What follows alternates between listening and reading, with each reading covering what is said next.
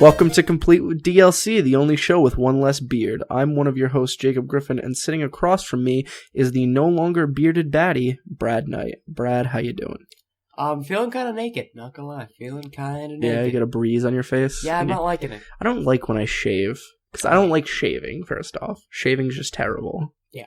But when I do, I always feel so cold afterwards. And it bothers me. I don't go clean shaven very often, but I screwed up when I was trying to trim it, and I was like, all right, well, I guess now's the time. It's winter break, might as well do it. Hear those beard scratching noises? We go back so much quicker than I thought we did to school. Yeah, we start in 2 weeks. Yeah, on the 20th. 20th? I need to go get my books, and I need to figure out that thing about my math class. But this isn't complete with college. This is complete with DLC. So we're going to talk about some video games. And I feel like, because it's been so long, we've probably been playing a lot of games, so why don't we just get into what are we playing?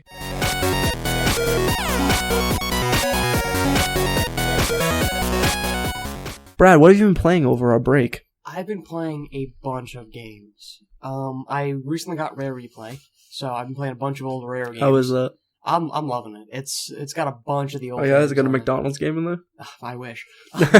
It's got like Attic Attack and Digger T and all those really, really old games. Yeah, it's got like ZX Spectrum games. Yeah, it's crazy. It's got a lot of the really old titles on there. And the one I've been playing the most, oddly enough, is Viva Pinata. I love Viva Pinata. Can I just say that? It's awesome. I have an insane amount of fun in that game, and it's a lot of fun. Besides Rare Replay, I've been playing Halo 5. I got that over the break. And is it good? I have some problems with it. I figured. The multiplayer, I think, is my favorite since Split Screen Halo 1. Right. I love the Halo 5 multiplayer. I don't know how they did it, but somehow they made a fast-paced Halo game. It's fast-paced, yet it still feels like Halo. It's really weird. Halo 4 was fast-paced. Yeah, it was pretty fast-paced. I didn't particularly like Halo 4, but in Halo 5, I don't feel like there's any gun that sucks. In Halo 4, you'd pick up an SMG, and you'd be like, well, this is useless, I might as well tickle him. But I would love that if he was like, oh, Tickle Monster coming in. Master Chief, Tickle Monster. But in Halo 5, I've yet to find a gun that isn't at least semi-effective, and you don't feel bad using it. How's the pistol? The pistol's not bad. It's not, Halo 1 levels. I was going to say, I judge a Halo game based on its pistol. I would say probably stronger than 2, but weaker than 3. If I had to judge it in relation to other Halo games. Weaker than 3? 3 was pretty damn weak. Yeah, 3 was stronger than 2, though. 2 was just complete garbage because they tweaked it a little too much after. They nerfed it because that was everyone's complaint when split screen Halo multi, because you could literally just go on a tirade with just a pistol. And that's what I did. Oh yeah. I didn't like the story mode at all. I figured. I've heard that. I haven't even gone into I remember saying when that game was getting announced, we talked about the trailer and stuff. Yeah. That the story looked cool, and I was gonna watch a Let's Play because I'm a Halo lore fan, not a Halo fan in general. Yeah. I think Halo 1 and 2 are very good games. And Halo 3 is pretty good. But, I think everything after that kind of just ruins my, perceived notion of the series. So I never like to go play a Halo game. But I like the story. So I'll go and watch a Halo game. Yeah, but I haven't even done that because I've heard that it's crap. It's... In terms of story, it's my least favorite. I actually like the story of 4 more than I did of 5. Really? Yeah, the problem I have with 4 isn't that the story was bad, it was that it was anticlimactic. The final fight was you in a cutscene. And it's press A to hit him with a grenade. You hit him with a grenade and it's over. It was like Heavy Rain. Yeah, it was anticlimactic. That was my problem.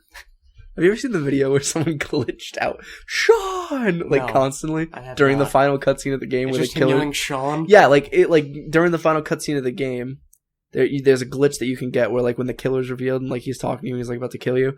You can just keep clicking X and going, Sean! Sean! Well, designer oversight there, I think. Yeah, well, it's clearly a glitch that wasn't meant to happen, but it's a great YouTube video. You should look it up. Everyone should look that up. I don't know what I'm doing. The whole plot line of Halo 5 kind of annoys me. The team thing is cool. I hope they keep that. That was interesting. That was fun.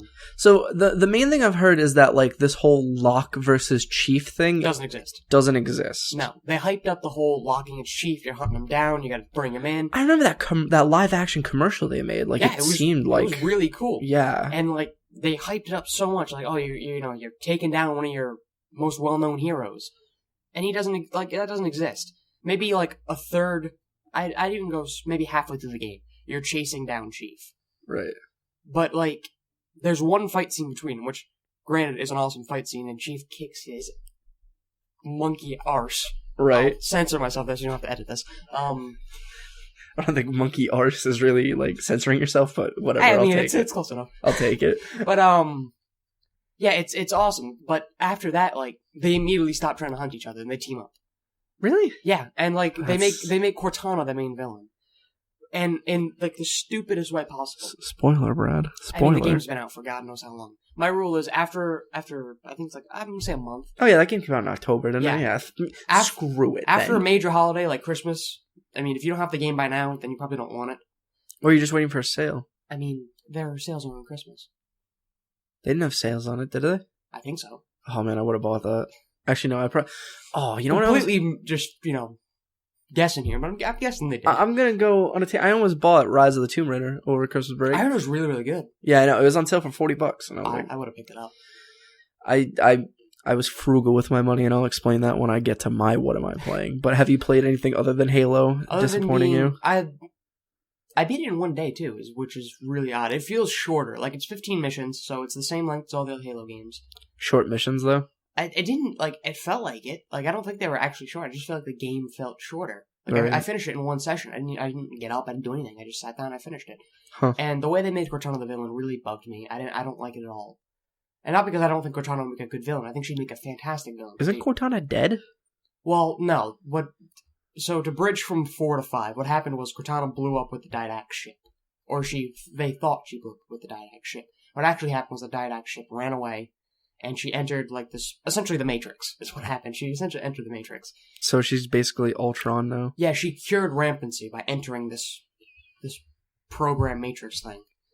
And she convinces all of the other AI to join her into like a AI cult. And they're revolting. Because they think that the Prometheans, meant for them to rule the universe. Which I think is absolutely stupid. Because if you think about what Cortana is, she's like the, I had this problem before the show where I couldn't enunciate anything, and it's carrying into the actual recording, and it's bugging me. That's great, because you couldn't say religion earlier. Yeah, like, I don't know. It's bad. But, like, an AI is supposed to be, like, the epitome of a human's intelligence. Like, they're supposed to be smarter than we ever could be. So she would know exactly why this sort of all-tyrannical rule wouldn't work. Right. She should have 1,000 examples, because she has all of written history at her feet. She should know exactly why this doesn't work, and why it's going to fail. Right. And yet she tries it anyway. Which is kind of what bugs me. And, like, if you're going to give me the excuse, well, she thinks she's different, that no. No, I'm giving you a Cinnamon Sings ding there. So basically what you're telling me is that this game is a ripoff of Age of Ultron, and... Yeah, kind of. Like, Cortana turns into Ultron, and she makes all the other AIs join her. Yeah, and then, basically, I guess you could make the argument that it's sort of Avengers 1 mixed with Age of Ultron, because, like, Locke and Chief would be, like, the fighting that they had in the beginning before they were the Avengers, and then I guess they team up to make a super team to fight Cortana? Sort of. I'll give you a spoiler alert here, because I don't want to give away the end of the game, but spoiler alert here, I'll wait like 5 seconds for you to skip ahead. Alright, so the game ends with you running away.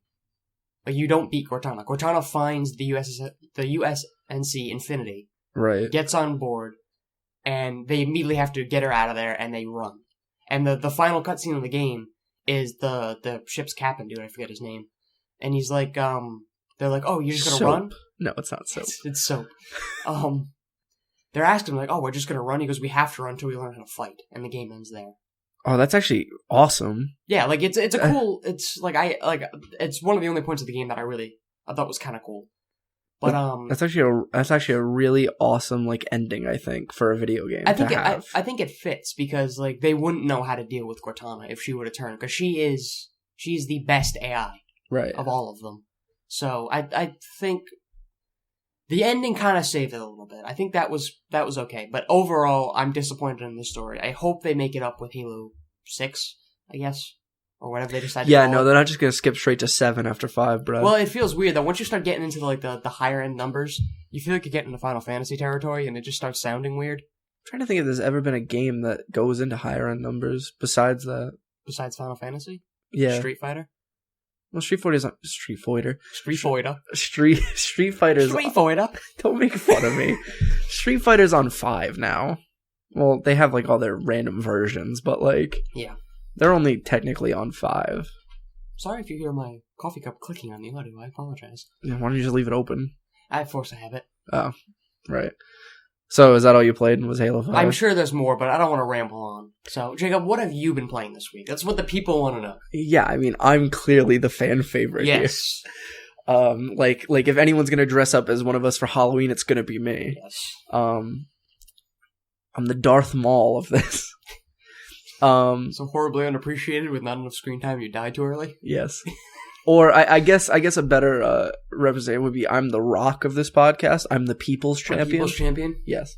Anyway, so what was I talking about? What I'm playing. So back to the sale thing that I was talking about earlier.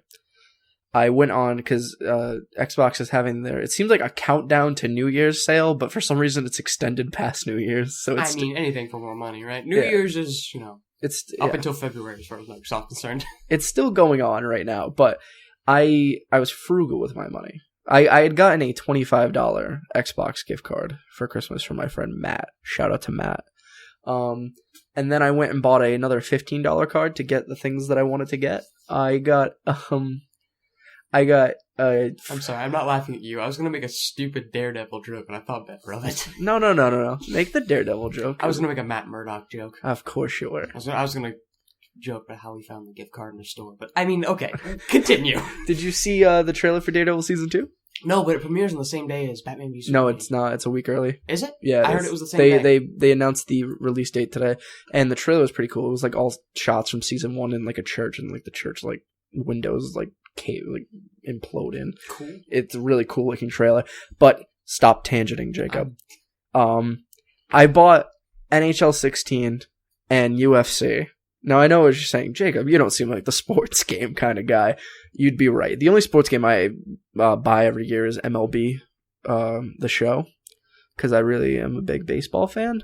Surprisingly to everybody that I like sports. You seem like a baseball kind of guy. Well, yeah, I live in not Boston, Massachusetts. I live near Boston, Massachusetts. Yeah. Of course, I'm a baseball guy. Whenever somebody who's like not from around here asks where I'm from, I just say Boston because it's so much easier than trying to. Oh, I'm about 45 minutes south of Boston. Yeah, in this small little town you've never heard of. Actually, no, we have a population of 85,000 people in the city. Yeah, you'd think that would make us feel a little bigger, but no. No, we're not. I looked at a list. We're like in the top 10 of like most crime-ridden cities, like ghettoest cities of Massachusetts. So that's to give you a little insight on how little the Massachusetts cares about us. When that whole swine flu thing was happening, we had like 2 or 3 people here infected with it, and we didn't even make the news. There was one person in the town over who got it, and they made the news immediately. Wait, like in like Somerset or Swansea? Yeah, it was like Somerset, I think it was. They had one person, they immediately made the news. We had like 3 or 4. Didn't even mention us. Awesome. We are the armpit of Massachusetts. We're the New Jersey of Massachusetts. Yes. Even though New Jersey's an entire state. Yes. So I bought NHL 16 because I liked NHL 15 when I got to play it during that EA access that they gave away for free during E3 last year. The year before last year, I guess, technically. And I got NHL 16. It's actually a really good game. I like it a lot. Sweet. The career mode's really good in it. You can turn your what's the word I'm looking for? It's like tendency to fight, I guess.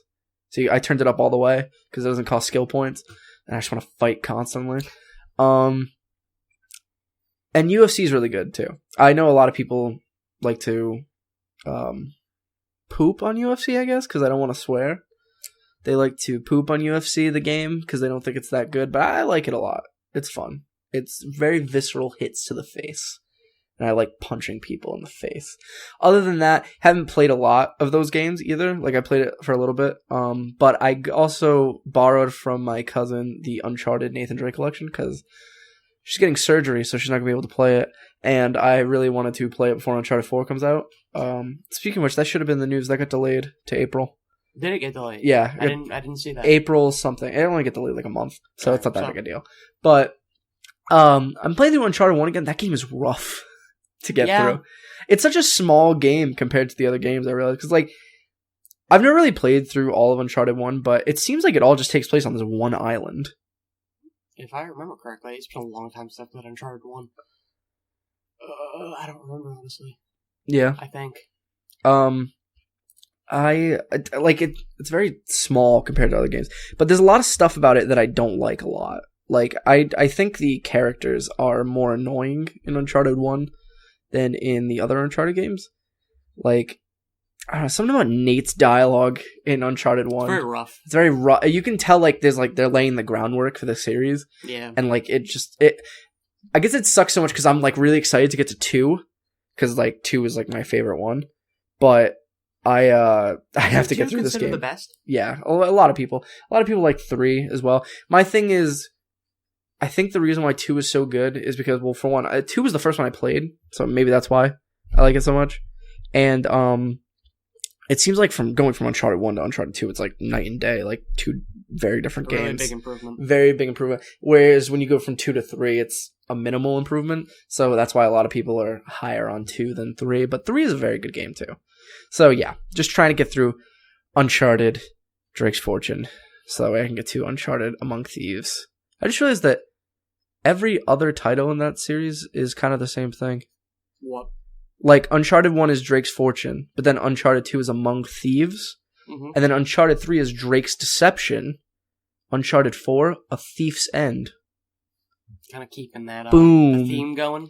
Yeah, like every even. Every even is thief, every odd is Drake. Boom. I just figured something out here today. You know what that's called?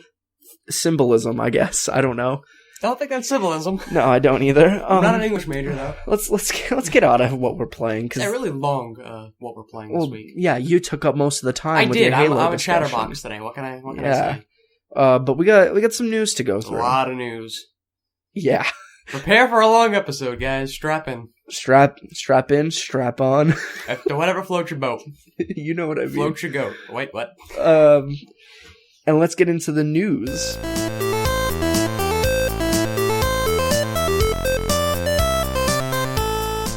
Brad, what's on the news? Why did I sing like that? I thought about not doing it before the show, and then I decided in doing it, and now it's in there forever. You've made your decision, now you must live with it. Yeah. Well... I made my bed, now I must lie in it. Just wanted to throw that in there. Like the first show of every month, I'm going to start off with the free games you can get. Oh, can I read it? You want to read it? Actually, no, read it to me. I want to guess what each game is about. Okay. Well, I hope your guesses are right, because I didn't look this up, so... Great. Well, I know some of them, so... Yeah. Alright, so for Xbox members, you Xbox Live Gold people. Xbots. Xbox, yes. No, bots. Bots? Box? Like a robe. Just go. Just read the list. I'm having a bad day today. Alright, so you can get Killer Instinct Season 1 Ultra Edition and Zeros. The fighting game where you play as Charles Manson, John Wayne Gacy, and who's another murderer? Robert Durst. Yes. And then you murder everyone. That's why it's called Killer Instinct. Yes. That's definitely what it is. Which I downloaded. I haven't played it yet. I'm curious. Yeah, I downloaded it too. My brother's a big fighting game fan, so I'll have to have him play it and report back. The Killer Instinct game will be available from January 1st to January 31st. Zeros will be available from January 16th to February 15th. I don't know what any of that means, but... I don't know what Zeros is, but it sounds cool. I think that's probably a character. If I had to guess. Anyway, go on. For 360, the games are Dirt Showdown, which is a racing game, that's January 1st to 15th, and Deus Ex Human Revolution, which will be available from 16th to the 31st of January. You play as John Deus Ex, living in San Francisco, trying to find his way in the world and trying to find love. Yes. On the mean streets of the human revolution. It's set in the Revolutionary War. You're also a robot. Now, for Xbox One users... What am I talking about? I have no idea. I kind of just let you have your own thing there. I was hoping you'd wrap back around at some point. The Xbox One can have all 4 of these games. So if you don't know by now, anytime there's a free game on 360, that game is automatically compatible for backwards compatibility on the Xbox One. So if you're an Xbox One, you can get all 4 games. But you should probably just have a 360 to buy it, because if you don't, trying to buy something on the Xbox website is absolute trash, and you can't buy them just on Xbox One. Yeah, it's kind of annoying. So what I usually do is I download it on 360 first, and then it pops up in your ready to install section. Yeah. One. So it makes it easier. Yeah. Now for the PlayStations. All of the PlayStations, actually. We have Dragon Age Origins on the PS3. You have Grim Fandango remastered on the Why did you say Fandango? Fandango. It's Fandango. I don't know. I'm going to put a little twist on it. It's on the PS4, PS Vita. And there you go, Jacob. You have finally a game you can play. Hardware Rivals is on the PS4. The Legends of War Baton is on the PS Vita. The Medal of Honor Warfighters on PS3. And God, I cannot pronounce this game. Nililumbra, I think is how you say that. Nililumbra? I'm not even gonna try. Yep, it's I'll spell it. It's not a word. Nihillumbra. Wait, Nilumbra. Nilumbra. Why are you putting like such like emphasis? I'm rolling my R's. I don't know why. Yeah, we're having fun today. Yeah, I'm losing my mind is what's happening. And that's on the PS Vita. So if you have a PS Vita, one of you 6 PS Vita owners out there, tell me what that is, because I want to know. And I can't be bothered to look it up. You're a bad person. Are we gonna start with the big news first, or are we gonna? Well, I have a bunch of VR stuff. I have some. Yeah, I'm saying like, are we gonna start with the big VR story first, or are we gonna? Do you want to do that first? No, let's save VR for last. Actually, okay. Let's All right. Get into some of the littler stuff. All right. Well, let's. You know what? Let's start with that. It's like start the rumors. No, it's like a sex disease. It won't go away. Let's start with Assassin's Creed. Okay, so you want to start with the rumors? Yeah. I didn't write it. You're right. So yeah, there's a rumor been floating around for a while that Ubisoft has been wanting to switch from a yearly development cycle to a 2-year development cycle. One thing I want to say: these rumors are probably true. Number one, because Kotaku leaks the new Assassin's Creed every year, and it's always correct. Yeah, another reason why people don't like Kotaku. Number two, which they leaked this one, and number two, good on them for realizing that a yearly Assassin's Creed isn't a good idea. They probably realized that when the sales of Syndicate came in. Yeah. Continue. So they've been thinking about this for a while, and the leak that just happened from Kotaku seems to confirm this. So the next one seems to be set in Egypt. It's codenamed Empire. And it doesn't seem to be released until 2017. So this is kind of strange for them. They've had a game every year since 2009. Right. So they've been doing this for a long time. We don't know much more about it other than that. So they want it like an every other year development cycle? Yes, they want to kind of do the Call of Duty. The Call of Duty route, except they don't have 2 other developers doing the gaps. Continuing, are you all done? Did you read all the rumors? Well, if you still want Assassin's Creed this year, you have the Assassin's Creed Chronicles India and Chronicles Russia are hitting in January and February. Those things are not good. Yeah.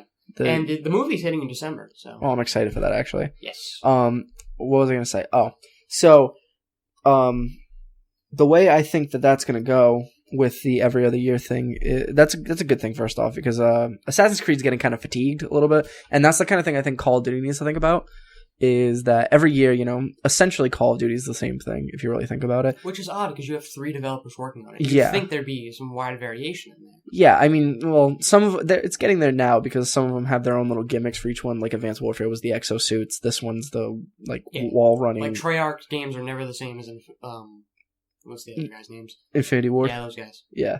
So, now we're, with this, the other rumor that came out with, this news was that Watch Dogs 2 is coming this year. Yes. And it's going to be set in San Francisco, and the main character may be different. Because Aiden Pierce is a bad character. That would make sense that maybe they want to do the every other year thing with Watch Dogs and Assassin's Creed. Watch Dogs, I'd be surprised if they get a 3rd game at all. We have to see the success of the second one first. Because if the second one tanks... I feel like all right, so maybe this is just me being a little optimistic here. Watch Dogs, the optimistic one of the group. Watch Dogs 1 is a alright game. It's not bad, it's not great. It's passable. It's passable. It's passable for first game, much like the first Assassin's Creed. So maybe with Watch Dogs 2, we will get a sort of Assassin's Creed 2 quality of game? Yeah, what you think? That's what I'm thinking. Because, it's been probably about the same amount of time between Assassin's Creed 1 and 2 and Watch Dogs 1 and 2. Yeah. And I think, if we can kind of ride high on this, with this thing. But with the Egypt stuff, I think they're going to go, crazy with it, actually. Yeah, possibly. I think we're going to get, it's going to be, a long time ago, pre-Assassin's Creed 1. I think we're going to get, like Cleopatra, like slavery, and Jesus Christ, maybe. That'd be crazy, wouldn't it?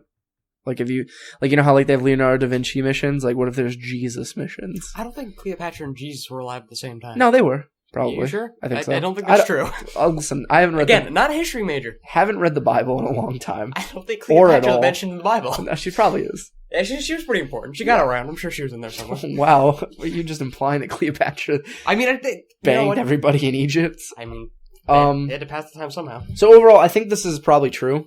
Because Kotaku leaked it, and Kotaku leaks the Assassin's Creed game every year. Kotaku leaks everything. Well, they leak everything, but like to the annoyance of all. Literally every developers. January, they leak the new Assassin's Creed game. Like last year, they leaked Syndicate, and it was all right. Yeah, so they haven't been wrong yet. So clearly, they have a source somewhere that's telling them this. Yeah, probably someone inside Ubisoft. Yeah, but yeah. So if E3 is going to be exciting this year because I feel like they're not going to announce Watch Dogs until E3, and then they're going to be like.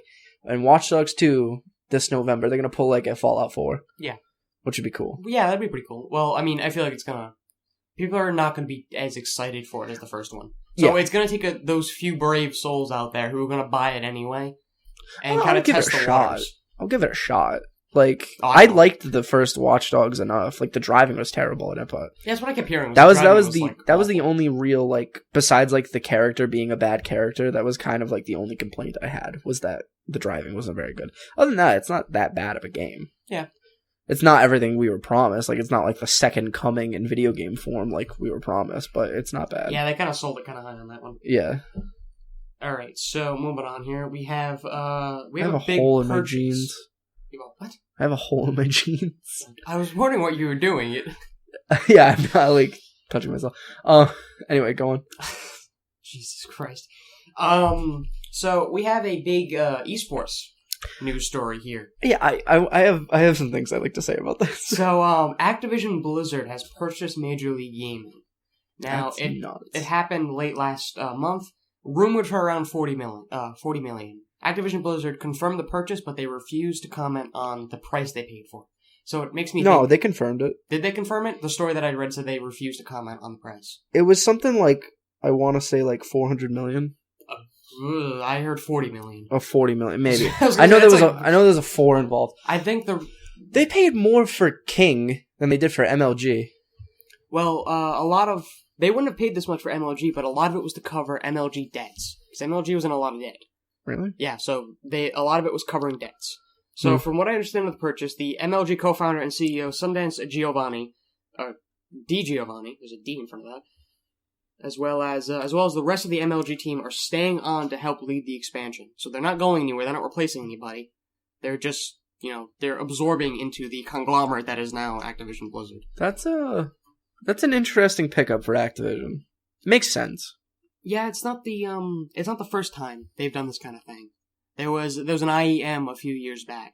What's IEM? It's an esports hosting tournament. I thought I was gonna say, is that like an improvised explosive monitor? Yes, an improvised exposed monitor. Explosive, I said. I don't know. But yeah, I think it was San Jose, maybe a couple of years back. They had done this kind of thing, and it didn't go well. Right. So I'm curious as to see what this is going to do.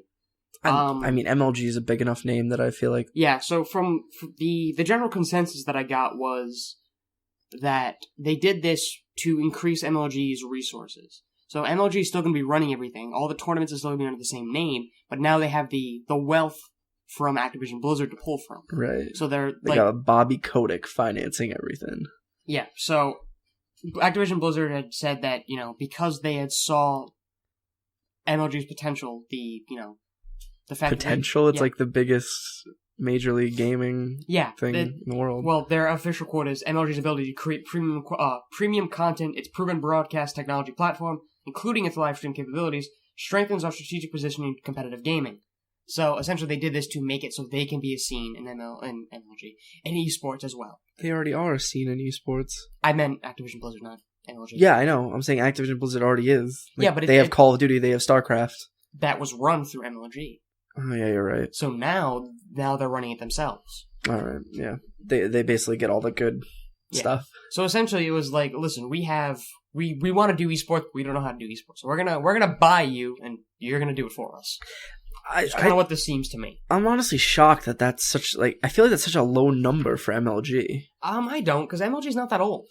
Well, MLG's not that old, but I'm saying, like, MLG's very popular, and, like, they paid more for the Candy Crush people than they did for... The Candy Crush people make significantly more money.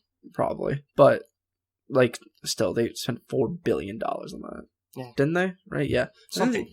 No, they spent like $5 billion. They spent more than Disney spent on Star Wars. Yeah, I think it was their second most expensive purchase. That's what was the first one? Blizzard. Mm-hmm. Yeah, I figured. The merging of Activision and Blizzard. Yeah, that's kind of a crazy story. Yeah. But yeah, it's there's not much to really say about this.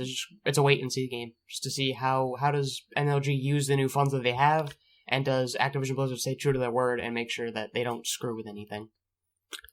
I'm gonna guess tons of Mountain Dew and Dorito product placement. If I had to guess, not that there isn't already that, probably just more. That is my biggest problem with the esports scene. Is the sponsorship of Mountain Dew? Yeah, because like people have been pushing for a long time since esports has been a thing. People have been wanting to take this seriously since it's been a thing. Yeah. So I feel like that when you do this like over the top advertisement, which has become a joke in and of itself. Like they acknowledge that it's ridiculous. They make these ridiculous commercials. I feel like you're only hurting the scene. Like you're not helping anything. I mean, it's really like a non, like, it's really nothing to like really get that bent out of shape over. I get why people who are really into the scene would be upset about it, but like if you really think about it, it's just like it helps out the scene. Yeah, with Mountain Dew. It's creating revenue. Which is important, because esports is a still a growing industry, so it needs all the import that it's not like... it can get. Yeah. So, I understand. It's just like, it's become a joke at this point, the Mountain Dew and Doritos. Yeah, so stop doing it. If I see videos of a parrot jumping around in a bed with Mountain Dew, Doritos, everything splashing all over the screen, that's a problem, okay? Or like the guy, I forget who it was, but it was one of those big like journalist guys, and they're just sitting in a throne of Mountain Dew and Doritos. I love that picture. Let's move on to the next news story. All right, so next one is all charity-based, actually. So, Awesome Games Done Quick, also known as HDQ, is going on right now. It's going on until I want to say Sunday. And what Awesome Games Done Quick is, it's a speedrunning charity. And every year they donate everything they make to a certain foundation. This year it's Prevent Cancer. I want to say last year it was Doctors Without Borders, I want to say. And they always raise a lot of money. Yeah. So, essentially, it's all week long, 24/7. There's a bunch of people speedrunning a bunch of different games. And a lot of it's really, really cool. Like, I wasn't too big into speedrunning until I ran into this one year. And it really got me hooked. And there's 2 of them every year. There's Awesome Games Done Quick. And Summer Games Done Quick. Yeah, Summer Games Done Quick is done in the June-July area. Mm. So, it's probably the biggest charity event in gaming. Besides Extra Life, where they do the 24-hour streams. How much does Extra Life raise? I don't... It raises tons of things because a lot of like the YouTube people and like the gaming outlets do I know like it's like a lot of people do it. This does big. I think Extra Life does do bigger, but not to like sully what they're doing. I think that because it's just like it's like a bunch of people doing it at once. So. They've been trying to break their record every year. So I think last year AGDQ broke 1 million. I want to say 1.2. Really? Jeez. So they're going to try to break it this year. And they've been doing pretty well. We're on day 4 right now. And last I checked, during day 3, they were at about 400,000. So they're making over 100,000 a day. So they're looking to break the goal. Huh. So even if you're not interested in speedrunning, if there's a game, maybe when you were a kid, or even right now, that you were stuck on for like weeks at a time and you just couldn't beat it, tune in and watch them beat it in about 15 seconds and you'll feel like an idiot. I remember the one time I ever really kind of looked at this stuff was some dude speed ran Hotline Miami in like 25 minutes. It's impressive, isn't it? That's very impressive. Like he went through like the whole thing too, did like all the biker levels and stuff. Yep, it's nuts. There's something for everybody. Like there's Pokemon, there's Halo, there's everything. So head over to their website, gamesdonequick.com. Right. And you can check out their schedule. All the VODs are uploaded to YouTube, so if you missed anything that you wanted to see that happened on the previous days, check out their YouTube channel. You can find all the stuff there. It's great stuff. Go check it out. Yeah. What's the next news story? Is it something stupid because you just laughed? This one it's stupid, but it's in a weird way. Right. So, those of you who are the PC master race over here, Steam was down on Christmas Day. Right. And most of you guys already know this, and if you follow Steam, you already know why this happened. But for those of you who don't, I'll fill you in. And they accidentally revealed customer information. Awesome. Yeah. This is awesome. Yeah. So it was in response to DDoS attacks, and Valve was updating the infrastructure to better deal with these attacks. So it wasn't the attacks themselves that caused this information leak. It was Valve's response to the attacks that then caused this leak. And for the first time, the internet actually predicted what it was. Like this, the whole thing happened. Someone on Reddit was like, "Oh, it's probably a caching issue." That's what it turned out to be. So that means one of two things: either it was actually a caching issue, or somebody at Valve was like, yeah, what he said." So yeah, essentially what happened was they got hit with the DDoS attack. Valve pushed a piece of code or a line of whatever it was, and it accidentally caused a caching issue. Now Valve blamed the caching service rather than their own people. They put the blame on them and said it's not our fault. It's it's who we use for caching services. Playing the blame game. Yeah, pretty Good much. job, Lord Gaben. So what happened was it accidentally showed information randomly to people. If you tried to access like an account information page, it would pop up with somebody else's page. What? Now, no credit card numbers were visible. You could not see a complete credit card number. Well, You could that's see good. maybe the last 2 digits. Well, that's good. That's about it. But what usually was visible was the name and billing addresses. Oh, that's not good. That's not good at all. No. And it affected about 34,000 users. So it's a lot of information getting out there. And people were really mad because Valve didn't respond. It took them 5 days for them to come out with a response for it. And the response sucked. It was essentially just like, yeah, we know what happened. It's fixed now, though. Yeah, that was it. And then they blamed the caching service. Like, hey, listen, guys, it's not our fault. It's, we use this service. They didn't name a service, but we use these guys for caching, and it's on their end, not ours. They still probably made a stupid amount of money. A stupid amount of money over Christmas. That's why, there was so much backlash so quickly, because on Christmas Day, everybody's trying to redeem those cards, and, they want to spend all their Steam bucks, especially because the winter sale's going on right now. Yeah. Is it still going on? I think so. So you have the winter sale on top of Christmas Day. That's the most traffic Valve will ever see in one single day. And I think they gave out a statistic. It was like they were up 500% or something stupid like that. Well, yeah, because everyone's getting gaming PCs now. Yeah. My friend got a pretty good deal on the 2 Hotline Miami games for $5. Nice. Yeah, not a bad deal at all. Yeah, he'll enjoy those. If you like Hotline Miami, check out the second one. It's pretty good. Pretty good games. Second one disappointing. It's fixed now. So Valve had said that they're gonna try to figure out who got affected. And if they can, they'll let you know. But, they have the worst customer support I've ever seen in a company. I feel... Sony's worse. Have you ever tried to take it back? Sony and Microsoft are worse. No, I've gotten responses from Microsoft. Albeit somewhat useless responses, but at least they respond. Yeah. Valve doesn't respond. Almost 100% of the responses I get from Sony or Microsoft are useless. At least Valve has a refund thing in place. Where... So we're not going to help you, just give it back. Yeah. So yeah, that's kind of already over and done with. It was kind of stupid that it happened in the first place, but mistakes happen. Some intern at Valve, I'm sure, is not working there anymore. Well, now he's not going to get his college credits. Yeah, honestly, how many people could be working Christmas Day? I'm sure it's a very small list of people at Valve working on Christmas Day to have this happen. Oh so yeah, you'd be able to figure it out. They probably know who did it. I'm willing to bet they're not working there anymore. Yeah. But enough with the depressing stuff. How about a good story? I'd love a good story. Let's hear a good story. You ever play Pokemon when you were a kid? The Pokemon trading card game? No. I was more of a Yu-Gi-Oh. I was more of a Yu-Gi-Oh kid. As was I, actually.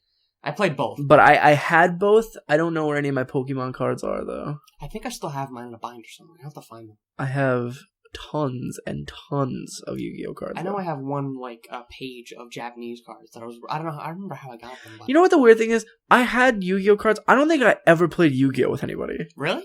Or I might have once. I used but to I just kept buying cards. I used to love playing it. It was actually the first. I don't want to say competitive because I was like 9 or 10, but I used to play in tournaments. It was so much fun. We used to ante up cards. We'd all put up our best card. Kind of like they did honestly, it was what they did in the show, so we did the same thing. You play for pinks? Yeah, basically. Yeah, pretty much. So, no, I'm serious. Did you guys play for cards? Yeah. Yeah. We all put a card in the pile, and then whoever won got all of them. Yeah. It was a lot of fun. I lost some really good cards that way. Nice job. But I won some good ones too. So, there's a re-release of the original set coming out for the 20th anniversary. Of the original 100 and something 151 Pokemon? cards, using the same artwork as the, identical. Oh, that's cool. As the original cards did. That's really cool, actually. It's coming in Japan. So there's no announcement for a Western release yet, but we can be hopeful, because I'm pretty sure there will be. I'm pretty sure they know how big the Pokemon is here. The Pokemon. The Pokemon. Yokai Watch is getting bigger than... Yeah, I know. I remember we talked about that. They have a cartoon on Nickelodeon. Yeah. That's weird. I remember we talked about that a couple weeks ago on the show. Or probably about a month ago now. Yeah. I wasn't expecting to get that big, but it got pretty big. It got pretty big. It sold well, and... You heard it here first, guys. We talk about something on the show, it's going to get big. Get ready for No Man's Sky on VR, baby. Yeah. That's in the story, actually. Nice. So yeah, it's coming February 27th. The pack includes 60 cards, a player manual, and a coin. And like I said, it's the exact... Why did you look at me when you said "and a coin"? I don't know. You went "and a coin." And a coin. I don't know, I thought you'd comment on how weird it is to give someone a coin. Like, no, they used to do that with the old Pokemon cards. Yeah, it's a little collector's coin. Makes sense, yeah. It's coming along I used to have tons of those. I don't have them anymore, I wish I did. I had a Magnemite one, right? Magnemite? Did you? Yeah, I did. That's pretty cool. I don't know what happened to it. With the special editions of the Pokemon Red, Blue, and Green. Red, Blue, Green, and Yellow editions for the 2DS systems. They're doing special re-releases for them. Yeah, it's coming out on, what's it called, isn't it? The games are coming out on Virtual Console, but the actual systems, the 2DS systems, are Japan only, unfortunately. You can import them, though. Yeah, you can. And I don't think there's any, is there region locking on Nintendo? I don't think there is. I know there's region locking on the Wii U, I don't know about the DS. There might be. If somebody's smarter than me, will have to tell me that. Yeah. I don't know. Hey, why don't you email into the show for once, guys, and let us know something. Yeah, because we don't know anything. We're just completely making up everything here. No matter what people might say, we do not know what we're talking about. But, yeah, so if you are a big Pokemon card collector, then you might want to check this out. It's some pretty cool stuff. And if you're still looking for that first edition holographic Charizard, you can buy it on eBay for $2,500. Really? That seems cheap to me. $2,500 is cheap to you? For a holographic Charizard? Yeah. Yes. That's alright, think about the stupid crap people sell on eBay for ridiculous amounts of money. Yeah, you're right. What was I looking at the other day? Someone was selling for a ridiculous amount of money. Oh, a Episode 3 Anakin Skywalker Force Effects lightsaber for $4,000. Jesus. Because you can't get them anymore, and it was one with a removable blade. That's pretty cool, actually. Yeah. The removable blade ones are more expensive than... I've gotten really into the model lightsaber community lately. There's some really cool ones out there. Yes. I've been looking at Saber Forge and Ultra Sabers, because I've been thinking about getting one, because Ultra Sabers has a thing called a grab bag, where it's like $80, and you get like one of their nice quality lightsabers. The only thing I don't like about it is it doesn't come with a sound card. So, like, it just lights up. It doesn't go, like, clash on hit, you know? Yeah. It doesn't do any of that. It just lights up. Got off on a weird tangent here. We're now in Star Wars and lightsabers. Well, yeah, we started talking about holographic Charizards, and that made me think of this. So, I, just really quick wrapping up here about this lightsaber thing. I'm really debating on whether to do it, because I think you can buy a sound card and put it in it, and, like, the sound cards are, like, $30. But at that point, I might as well just buy, like, a full lightsaber one instead of just doing the grab bag. Yeah, why not? I don't... I'm looking into it. Anyone wants to let me know about their experiences if they've gone through it, let me know.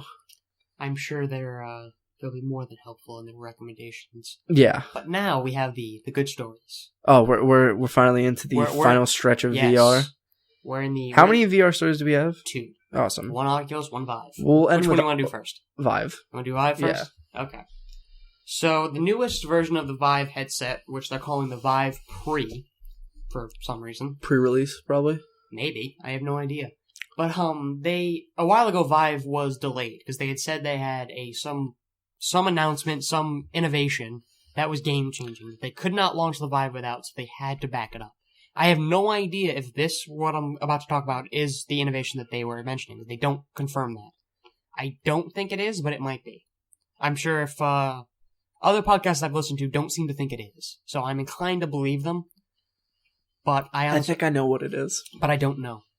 So this new version of the Vive Pre will allow you to leave VR without taking off your headset. Oh, yeah.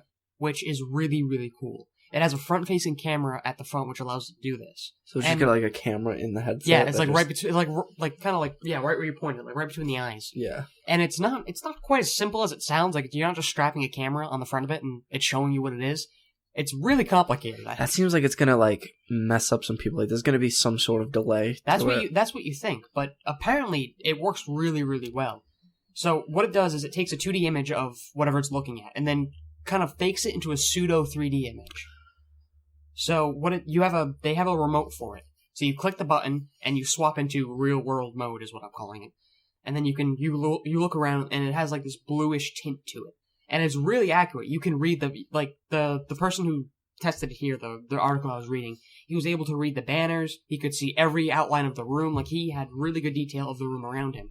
To the point where, like, if he had to interact with somebody, he could click into real world mode, interact with the person, and then jump back into the game again with another click. That's interesting. And I misunderstood what this was.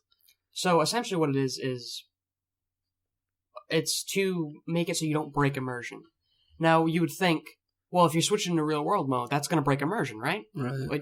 Surprisingly, it doesn't, at least from what this person says. Rather than break immersion, it actually increased it because he felt more comfortable knowing his surroundings while he was in the game. Like, he wasn't afraid that, especially with Vive and with Oculus 2, there are a lot of cables. And with Vive being such a big room tracking thing, you're moving around a lot, right. You're afraid you're going to trip on those cables. So knowing where those cables are, being able to look at your real world view, you're going to feel more comfortable. You're not going to trip on something, you're not going to bump your shin on like an ottoman or something. I'll probably do that anyway. Yeah, I'm sure. But it supposedly works really, really well, and I'm surprised at, I would be surprised if this isn't the innovation they were talking about. Let me tell you what the big innovation is going to be. You're going to be able to jack yourself into the game like The Matrix or like Sword Art Online. Oh, yeah, definitely. You're going to be able to lay in a tanning bed, and then you're going to be in the game. I read a book like that once. I forget what it was called. Is it Ready Player One? No, I think it was called The Eye of Minds. Essentially, they laid in this thing they call a coffin, and it like stuck a bunch of needles into them and entered the nervous system. It was really weird. That's weird. That's kind of like what The Matrix is. Like, they lay like in a chair, and then they shove like a plug in the back of their neck. Yeah, it's really weird. And they're jacked into the Matrix. If we ever get to that point, I don't know how I feel about that. It'd be kind of cool, but I mean, I'd probably do it anyway. See, I always think it would be kind of weird. Like, I always thought about with this VR stuff, like, what if, like, we ever get to a point where it is, like, a kind of thing where, like, we lay back and we can kind of just, like, live out an experience, like, kind of like, say, like, in a dreamlike state. Yeah. But for us, it's like playing a video game. So, like, you can play, like, GTA, but, like, you're kind of, like, laying there, but, like, you feel like you're in it. And, like, how would that work with, like, pain kind of thing? Well, that's what I feel like we talked about this before. That's what the book, I'm almost positive it's called The Eye of Minds. I read it quite a few years ago. That's why it hooked into your nervous system. Mm. It hooked into the nervous system. Anytime you felt pain, it would, I want to say it would deliver a shock or like a slight, like, depending on the kind of pain you felt. Right. Deliver it to that area. So if you got hit in like the left shoulder, it would feel you get hit in the left shoulder. If you got shot, if you got burned, stabbed, whatever it was, it would associate that pain, the correct kind of pain with that area. That seems dangerous for your nervous system. I imagine. That's why it's fiction. But it would be kind of cool. Yeah. I mean, they have, like, shock vests now. Yeah. They don't work very well. No, they don't. Because nobody wants to, like, actually make a shock vest that will shock you because you'll kill the person. Well, yeah, depending on the voltage in the area where the voltage is. Especially, a vest around the heart. You don't want to be shocking. You don't want to be shocking that area. You bring a lot of people back to life. Yeah. Let's get to the big story though. This is probably the biggest story of the week, and I'm going to tell you exactly how the future's going to go. I'm going to give you a little Jacob's prediction corner. Okay. That's going to be the newest segment added to the show. I feel like this news story is going to last a long time, so I hope our recording time isn't too long. Oh man, we're at 50 minutes. We're at 50? Baby. All right, so this is going to be a 2-hour long episode. Fantastic. Going to sit sideways for this one. All right, so Oculus Rift pre-order is out and about. It's here. And with that, we have the price. People are not happy about this. Wait, can I just pull back like a Sony thing and come out on stage and be like $599 US? Yeah. Oddly enough, that is exactly what it costs. It's $599 US, $600 or 700 euros. That's right, Europe. It's more expensive for you again. Well, it always is. Yeah, and people are annoyed about that, and their reasoning for it was, it's because of fees. They're owned by Facebook. Yeah. I don't want to hear anything about fees. Yeah, like, sorry guys, it's not artificial bloating, we swear. It's because of fees that we have to cover. They are going to be the Apple of VR. Yeah, which makes me sad. But yeah, the Oculus Rift pre-order is out. The expected ship date is in May. So, not too far away, actually. Now, the pre-order is the headset, the sensor, the Oculus remote. You get the cables, the Xbox One controller, and 2 games. You get Eve Valkyrie, and you get Lucky's Tale. Don't you get a drift with it, too? I don't believe so. Or no, it launches on the same day. Sorry. Yeah, so there are two things I find interesting about this. Right. One, that there's no option to only buy the Oculus Rift. You have to buy the whole bundle of the remote and the 2 games and everything. What if I already have an Xbox One controller? Exactly. You can only, at least if they've updated it since I've checked, then good on them. But when I checked, you could only order the headset, the sensor, the remote, everything. You had to get everything in one go. And oddly enough, the $600 price tag does not cover tax or shipping. Awesome. This is sweet. It's going to come out to, depending on where you live, $700 plus. Then you need like an $1,100 computer to run it.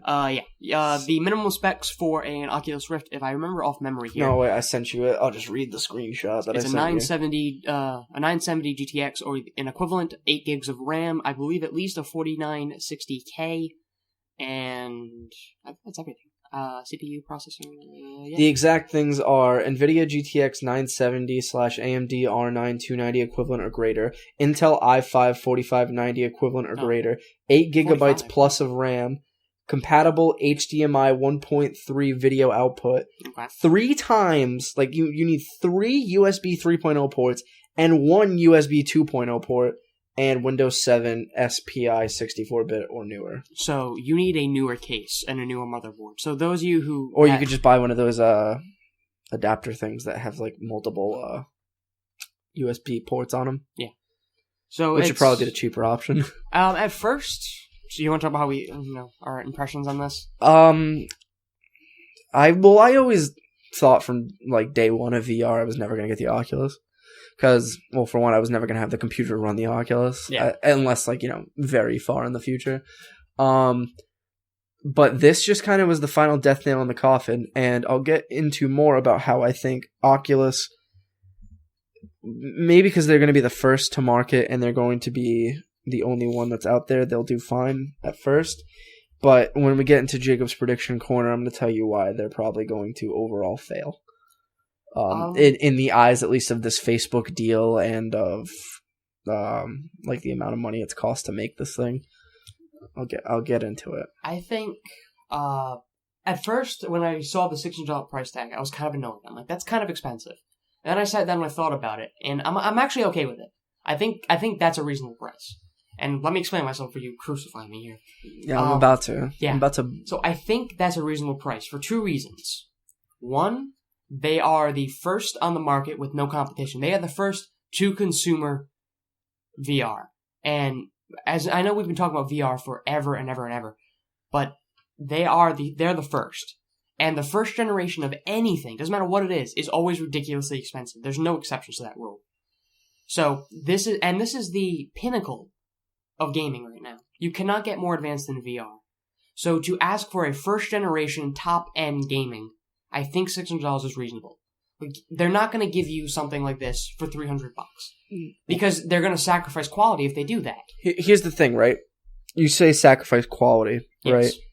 The quality of the stuff can still be the same. I don't think overall an Oculus Rift costs that much to make, like manufacturing wise. Obviously, like they don't have any factories, right? So they have to have this paid to be made. So they're not making it themselves. That's where the cost comes in. Right. Well. Okay. So, the testing and all that, and the iterations that they've had with like the dev kits and stuff, that clearly is going to cost them some money. Does it need to be $600? I don't think so. I think you could have easily hit into like, even if it was like just like $400, $450. That's a better price tag to me. That's a more appealing price tag to me than $600. Plus, when you factor in all this tax and shipping, plus what you're going to need for your computer. Plus the fees for you Europeans. Yeah, plus the fees for the Europeans. Guys over the pond. I'm thinking about you guys over there. You're in my hearts. Yeah, that's an expensive price tag, and I think disagree. I think if you just look at it like as the price of the thing, like if you're already ready to go with Oculus, maybe that $600 price tag isn't that bad. Because it's like the first to market. It's like your first experience with VR. But if you really need to get everything ready for that, like if you need a new computer and all that, that's... Yeah, I think that's where it comes in, is it's not the $600 price tag that's turning... Well, I think there are 2 things. One, when they ballparked it, they said it's going to be more than $350, which they're not wrong. They're definitely not wrong. $600 is more than $350. They did their math correctly. Yeah. But when you say something like it's going to be more than $350, people immediately go, okay, so it's going to be like $400, $450, give or take. Not $600, not almost double what you estimated.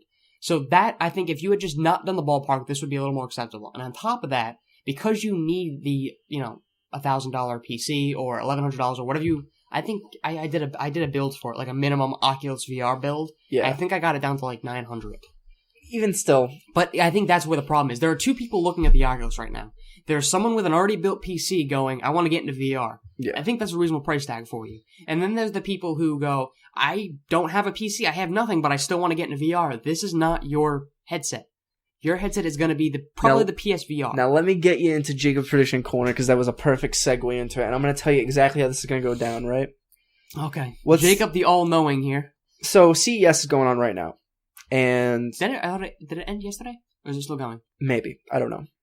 I think so. I think it ended yesterday. Isn't it is it 3 days or is it a week? I forget. I think it's 3 days. Okay, 3 or 4 days. Then so maybe like a work week. It's going on or it's not. Whatever. It's CES was this week is the point. Yes. The PSVR headset price was not announced, but Oculus was. Yes. I feel like PlayStation much this generation, they're going with the wait and see approach. Much like they pulled when they sniped Microsoft at E3 that year, where Xbox One comes out, $500 with the Kinect, and blah blah blah, and you can't share your games or whatever. Yeah. Everything changed after that, obviously. But they came out, they were like, you can share your games, you can do all this, you can play online, but you gotta pay for it. Yeah. They were quiet about that. But then they were like $400. And then they killed Microsoft, and they're continuing to kill Microsoft this generation. And I feel like they're looking they're at up to like 32 million units sold. Yeah, which is nuts. Yeah. I think some people are saying, analysts are saying that it's going to beat the PS2. It's going to beat the PS2, and its Xbox One is at 15 million. They think something 15, 16, something. Yeah, like that. 15, 16, something like that. So anyway, the way I think it's going to go here with Sony's going to come in, right? They're going to come out at I'm going to say GDC, because that's the next big thing. It's coming, Game Developers Conference. They're going to come out Gdc. They're going to say the PlayStation VR launches this June. June. I'm going to give them June. That's early. Yeah. Here's why. Ready? We're going to launch this June. We're going to launch the same day as No Man's Sky. No Man's Sky is coming to PlayStation VR. It's going to be a pack-in title. And our price is going to be... And the way you can get our PlayStation VR, it's going to cost you $350. So you think they're going to be at what Oculus had said they were going to be? Maybe the lowest I think they could probably go by still making a profit off this is $300. But I think they're going to hit that $350 because, number one, PlayStation, the people there are a more casual audience, if you say, compared to like people who are going to be like into buying like a new PC to get an Oculus, you know what I mean? There's hardcore console peasants. Sure, if you want to get that way with it. Yeah, console peasants. Don't look at me. I play a lot of consoles. Exactly. I'm a dirty trader. I guess you could say I'm more of a console gamer, even though I'm looking to get into PC gaming. Anyway, with this, the way I think it's going to come down is they're going to hit that $350. They're going to pack it in with No Man's Sky, which is going to be the biggest game of this year, maybe. Hopefully. Otherwise, a lot of people are going to be disappointed. Yeah, we'll see.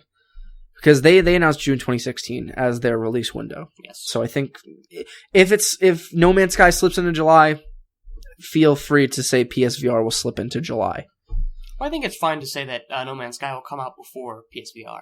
I mean, yeah, I think if No Man's Sky gets groundwork down first, and people say, "Hey, this is a pretty good game," here's the thing. Now you can play in VR. Here's the thing, though, right? You want to add that extra value to it. You get to try 2 new things at once. Yeah, that's the thing. I could see that. So I could see them being like, it's a pack-in title for our new thing. Maybe they give you like one of their tech demo things, like the London Heist, which looks really fun. Or no, they probably wouldn't give you rigs.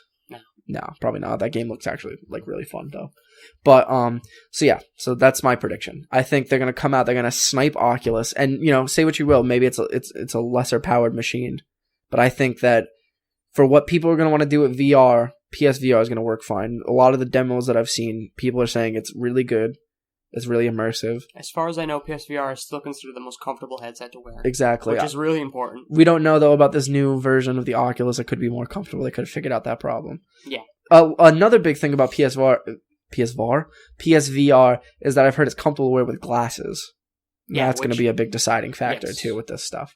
So, is PSVR going to be the best headset? Probably not. Is it going to be the most successful headset?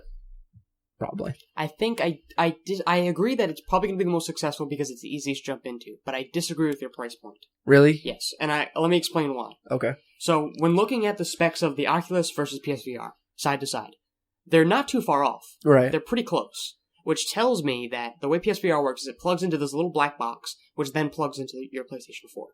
What that little black box is doing is it's rendering all the VR for the PlayStation 4 because the PlayStation 4 doesn't have enough power to do it on its own. No, I've heard the PlayStation renders it itself. No, the little black box does. I haven't heard anything about this little black box. Yeah. I saw an interview last night. I was watching it on YouTube. It has this essentially a little processing box that does the majority of the work for the rendering and all the other effects. So what that tells me is that little black box needs to be as powerful as a 970 to be able to compare with Oculus for these specs because they're not far off. Right. So I can't talk today. It's horrible. But to think that you're going to be able to jam that much processing power into a little small box and still be able to sell it for under for $350, I think is optimistic. See, I still think right.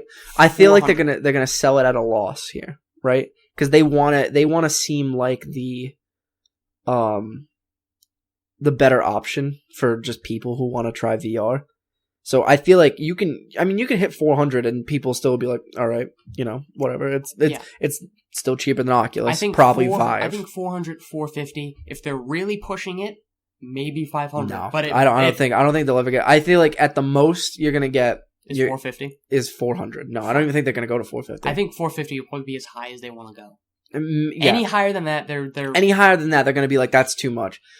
I could see them hitting in that 350, 400 range though, and I'm leaning more towards 350 because I feel like they wanna sell this to the parents. Like a kid maybe sees this VR headset and he's like, I want to try that. No parents can be like, I'm spending $400 on a VR headset. It's a headset for that's what a parent will look at it and be like, it's a headset for a game. Who cares? You know what I mean? Yeah. They'll see it as like one of those like you see like those stupid like Call of Duty sunglasses. Yeah. Like they'll see it as something like that. Like they don't know what it is, but like little Timmy does. So I feel like if you get it at $350, you release it in June. Pack it in with a game like No Man's Sky. Like, you need, like, a full game experience. You can't put in a bunch of, like... That's something Oculus got right, I think, is bundle it with games. Mm. So, when you buy it, you immediately have something to try it out with. Yeah. And they picked big, good games for it. Yeah, Eve Valkyrie was one of the most anticipated titles. Yeah. And I haven't heard anything about Lucky's I have no clue what that is. I've never heard of it. Oh, no, Lucky's Tale, I saw it. It's weird. It looks kind of like... The visual style looks like Conker's Bad Fur Day. Really? It's like a third-person, like, 3D platformer. It's weird because it's in VR, but it's third person. Huh. But you play as a squirrel. Okay. So why not? I mean, yeah, it looks interesting. But I think PSVR is gonna hit in that 350 range. I think what's gonna be the most interesting about this development is that now that Oculus has made the first move, which is tough on them, it's never easy being the first one out. Yeah. I think it's gonna be the most interesting to see how Vive and PSVR respond. Because now Vive is seeing the See, Vive, I think you can price at a higher end thing because it's on PC. They are probably going to be a lot cheaper than Oculus. They're going to be a lot cheaper than Oculus, but they have their own factories. They're definitely not going to be as cheap as PSVR, I don't think. They could possibly get as cheap as PSVR. Well, no, because you have to get that whole lighthouse system thing. That's actually... I was doing some research on it. That's actually incredibly cheap to manufacture. Oh, really? Yeah. That's surprising. Because the way you make it, I haven't really looked into it a lot. I've seen, Vive demos and stuff like that, but I've never really looked into that lighthouse system. Yeah. It's essentially two little black boxes that shoot lasers, more or less, is the simplistic term for it. Oh, wow. That actually... I figured, a big, thing you put in, corners of the room or whatever, so that way you can get, a layout. Two little black things. I didn't know that thing about the black box, the PS4 thing. That could throw a wrench into my pricing. Yep. I was doing it... I did a lot of I'm big into the VR thing, so I do a lot of looking around. I could definitely see them, though, saying, we'll sell it at a loss now, but overall, we'll probably make more. So who do you think's coming out with the price point next? Do you think PSVR is PSVR. You think? Yeah, because, Vive has their whole new revelation. I agree with you. I think PSVR is going to come out next, somewhere in the $300 to $400 range. And then I think Vive is going to come out and match whatever. Yeah, I think PSVR is going to. I don't think they're going to go lower than PSVR. I feel like they'll match PSVR. They'll match or be just above. Yeah. And if they do that, they're immediately going to shut out Oculus. Yeah. Because right now, the only thing Oculus honestly, has I think everyone's going to shut out Oculus in this. The only thing, I feel like Oculus is going to be, like I said, like they're going to be the Apple of VR, where they'll attract like a certain fan base. Like, me, I have Apple products, but I hate the fact that Apple things are so much more expensive than other stuff. Which, now you bring up Apple, surprises me that people are so outraged by this price point of $600. People pay more than that for a day one phone. Yeah. Like my phone, can do all the same stuff an Android phone does. Actually, it can do less than an Android phone does, and it's probably less powerful overall, but I spent more on it. Yeah. Because it has a Apple bitten logo on the back. Yeah. Which this watch cost me $400, whereas I could have bought a Samsung watch for $250. You could have possibly bought PSVR. I could have possibly bought PSVR instead of this watch. Yes. I think as soon as PSVR comes out with the price and then Vive comes out with theirs, I think Oculus is immediately going to drop it. Because there's going to be a price drop. Yes, but I feel like right now it's okay. Because they're the only one on the market, they can charge whatever they want. But as soon as there's competition, they need to match it. Oh, yeah. There's no way that they're going to be $600 for long. Unless they literally are just going to be like the Apple and be the stubborn. Yes, which I don't think they will be. Yeah. What I'm surprised with is that it took them this long to get here. They've been in development I'm not surprised. 3.5 years now. While the original dev kit was very impressive for what you could do with it, and the way it felt immersive, to get that kind of perfect, it takes a while, I think. With each and supposedly the consumer version is leaps and bounds above the DK2, which is surprising because I've heard nothing but really positive things about the DK2. Yeah, I've heard I remember a lot of people when the DK2 came out, they were like, this could just be sold as the consumer unit. There's no motion sickness problems. There's none of this, none of that, and it seemed to work fine. And the fact that this is better than that is not only surprising but a very positive thing for the VR scene, I think. Yeah, I wish maybe they had a price tier system, maybe if you just want the Oculus and the sensors that you probably need for it, have that be at that $450 range. At least make the controller or $500. Yeah, of everything in that bundle, I think the only thing you can really cut out is maybe one of the games because you need a game to play with immediately. Yeah, so cut out one of the games if you want, and cut out the controller. Yeah. So if you want the whole thing, it's $600. But if you want to say cut out the Xbox One controller and say you don't want Lucky Stale, you only want Valkyrie. Yeah. Say okay, now you pay $500 or $550, whatever it is. I feel like that would. I mean, they're out of stock, so clearly they're selling. Yeah. No, I don't think they are out of stock. They said they wouldn't be out of stock. They made enough to Really, I'd heard that they're having problems keeping up with demand. No, I've heard something that they had a statement where they wouldn't have problems keeping up with demand. Okay. Which is misleading in and of itself, because when somebody says they're out of stock, that doesn't mean anything. They could have only made 500 units, and they're technically still out of stock. So when a company says something like that they're prepared for demand, or they're running out of stock or anything like that, you always have to try to find a concise number somewhere, because they exist. The numbers are out there. I think it's going to do good either way. Yes. Because it's the first VR headset. Say what you will about its pricing, it's gonna do fine. I'm hopeful for the VR scene. This doesn't seem to be the next Virtual Boy. No, you're right. And that makes You're right about that. There are so many games that I want to make in VR, so I hope this takes off. So I can begin developing as soon as possible. There's so many things I want to play in VR. I really wish someone and we can talk about this off air, but I was because we're going long here. What do we have? We're at 1 hour and 10. But all right, so I was I really wish that somebody would just make a wicked cool open world game in VR, first person, kind of like a Far Cry-ish. Well, maybe not in the jungle, like a Witcher or a Like a GTA? Yeah, like a GTA. A GTA is a better example. I want it to be like in a city, but like I was thinking like Far Cry, like, you know, even if you want to do something like that in the genre, like a VR Far Cry would be awesome. Yeah.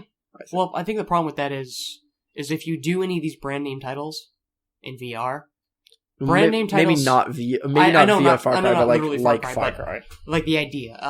If those established titles have a graphics standard, right? Right. Like they have to look this good to be up to snuff. And VR doesn't have the power right now to make things look that good.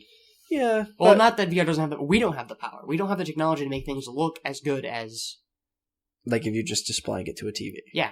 Which, I mean, we could do that, but then the gameplay is going to be really not intensive. Right. So if you want interactive game, if you want it to play like a Far Cry game, you can do that. If you want it to look like a Far Cry game, you can do that. But you can't do both at the same time. I mean, I'm even just kind of just looking for a Far Cry game where I play it like regular Far Cry, but I can just go like this with my head. That's as much as I hate to admit it, that's what a lot of VR is going to be at the beginning. Yeah. Is just you sitting there with a controller, looking around instead of moving your Well, no, thumbsticks. see, like I'm even fine with like stuff like that. Like even like how I feel like the lock for my prediction is definitely the No Man's Sky pack-in, but I mean, I don't know. They haven't announced a VR version of it yet, so who knows? It doesn't look... It already looks like a VR game. Like, yeah, the graphics are already not very impressive. I mean, and they're it's a simplistic style. That's stylistic or whatever you want to call it. But regardless of what style it is, it's you know, it's not the most graphically intensive game, is what I'm saying. It's like putting Minecraft in VR. You could absolutely do it. Why don't we do that? Why don't we do that as a society? I know it's on Google Glass. No, it's on HoloLens or whatever. Well, that hasn't come out yet either. That's like Microsoft. We haven't talked about augmented reality on the show, have we? No, we've never have. Are you excited for augmented reality? Kind of. I don't know. It depends how it's worked. Because like I've used augmented reality before. Like the Vita has like an augmented reality thing that you can use with it. I'm really excited. And like the 3DS had that weird card thing they used to have. Like it could be cool. I'm actually really excited for it. Yeah. There are certain ideas that I know will come out, and when they do, it'll be really, really... I remember thinking that demo they did of HoloLens where they had Minecraft on the table and stuff, and like you could like look around the map and stuff by like doing this. I thought that was cool, but... Yeah. I mean, think about, the first thing that popped in my head when I saw the demo for HoloLens was Yu-Gi-Oh! I'm like, you could play a Yu-Gi-Oh! Game and literally have the things pop out of the... I remember, I think we talked about this at one point, like that old PlayStation game they used to have, PS3. It was like you had the PlayStation Eye, and it aimed down at the table, and you throw the card out, and it was like that, where the monster would come out from the card. Yeah, you could definitely do something like that. I feel like that would fit really well with augmented reality. Yeah, Pokemon. Yeah, Pokemon, Yu-Gi-Oh! That new Pokemon Go game is augmented reality. Dungeons and Dragons would fit really well. Yeah, Yokai Watch. Yeah. The new kid in the block. You know what I never even thought about? What? Yokai Watch. Like, it's a game about, like, you have them in your watch. Yeah. Why is there no app for this to play Yokai Watch? Think about that. Think about how crazy that would be. I'm sure somebody's developing it. I'm sure, too. Playing... oh, man. I just coughed. Playing games on this thing is weird. Yeah, I've played, like, solitaire and stuff. I'm talking about my Apple Watch, because you can't see me, and I realize I'm just holding he's up to pointing you. the Apple Watch at me, so I know what he's talking about, but you guys have no idea. I'm talking about my Apple Watch, like... The iWatch? Don't call it that. They'll snipe us right now through the window. Right. The games on it, like, I played, like, solitaire on it and, like, Trivia Crack. Like, it's simple games they put on it, but, like... It's cool that it has that functionality. It's cool because you can do it, but like the screen's just so small. But I feel like a game like sort of like a Yokai Watch would be cool for it if it works with like the game itself. Like say like there's like a Wii U Yokai Watch game or something like compatible? That. Yeah, make it compatible where like it works with like there's like you know how they have the smartphone companion apps for a lot of games. Smartwatch companion app for Yokai Watch, where I could like work with my ghosts really or whatever. But that would require two of the most... How do I phrase this? I don't know how I want to phrase this. Getting Apple and Nintendo working together would be impossible. Well, they're already making mobile games. I mean, I don't think Yokai Watch is literally owned by Nintendo. It's only been on Nintendo systems. Yeah, but I mean that would mean Nintendo has the game rights for it. They have the licensing rights. So they would. No, I don't think it's like that's how it works. I think just like the company that makes Yokai Watch has only made it like on the DS. Yeah, they've loaned out the licensing rights to Nintendo. So you'd have to do one of two things. either convince the makers of Yokai Watch to give you licensing rights or work with Nintendo. Well, I mean, Which one do you think is easier? Nintendo's already making mobile games. So you think they would make their own Yokai Watch thing? Yeah, but then they'd have to get permission from Apple to make a compatible iWatch. I'm gonna keep calling the iWatch because it just fits. Yeah, it's weird that they didn't call it that, but yeah, I know what you mean. Yeah. Well, I mean, most of the time, the way the watch apps work is that it's a regular app that also works with the watch. Yeah. So, like, this is gonna say something about me, but an app that's compatible is Tinder, and you can use Tinder on the Apple Watch. But it's like Jacob looking for sexy singles in his area. No, don't say that. Like, the way the Tinder app works on your watch is that you can only look through the messages you have, and you can reply to them through the watch, which is really awkward because you have to use a microphone to do that. So if you want to say anything that you going usually like James Bond talking to your watch. I have phone calls in this thing all the time. Like, if it's a quick phone call that I know it's going to happen, I just answer it on the watch. That's pretty cool. Because I'm just like if it's like my friend Matt calling me, he's like, most of the time he calls me, he's like, what are you doing? And I'm like, nothing. And then we hang out. Interesting conversation. But anyway, we're talking about augmented reality. We kind of got off track. We got way off track. Because I talked about companion apps, which in a way is kind of the same thing. Yeah, if you think it's augmented reality in the way of it does something in the game that works with our technology now that makes us feel immersed in the game. Like, I remember the Watch Dogs companion app. I want to say you could hack with it, but I don't know. It could be different. With Rockstars, you could do something with Chop. I forget. Yeah, you could train. Like, Chop could become more like responsive to like commands in the game. Yeah, you trained him with the app, and it was like one of those like pet simulator games sort of thing. Yeah, you could feel, and then you could customize your car on that app with the Los Santos Customs part of the app. That's right. I forgot about that. Yeah, so like it's just stuff like that makes it feel a little more real. You know. It's fun. We should probably move into the last segment of the show, because we're getting really right here. Yeah, yeah. So Jesus Christ. Let's get into America's favorite game show now. It's not even our favorite game show. It's my favorite game show. Okay. It's overtaken Family Feud as my favorite game show. Yes. I used to really like Deal or No Deal with Howie Mandel. Why? That's not a game. With Howie Mandel. That was my problem with that game show. Well, my problem with the game was that it sucked. Well, game show. My problem with the game show is that it's not a game. You just guess. You're just like, is there money in that one? Yeah. What about that one? That one? Oh, the bank is calling? Oh, he wants to offer me a lower amount than what's on the board? No deal. That was it. That was the whole show. I basically just gave you a random episode of... Yes. Oh, I'm sorry. I forgot that whenever something special was going to happen, you'd find out after this. Yes. The cliche Howie Mandel break. Yeah. But anyway, so we're going to get into America's favorite game show. Well, that sucked.